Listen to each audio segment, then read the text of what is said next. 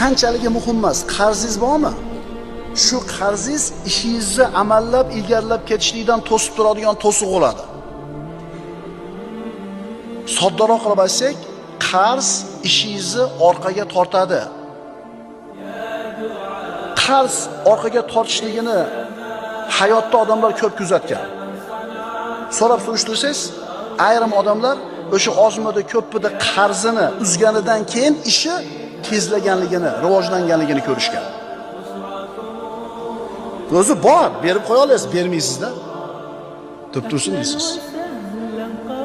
Birodan $500 qarzingiz bor, falonchidan $300 qarzingiz bor, falonchidan $1000 qarzingiz bor. Yig'ishtirib kelsa 2000 ga bormaydi. Pulingiz bor.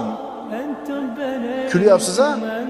Bor, uzib qo'ya olasiz, unga muhtojligingiz yo'q. Shu qarzni to'lab qo'ysiz, ko'chada qolmaysiz. Bermaysiz. Bermayapsizmi?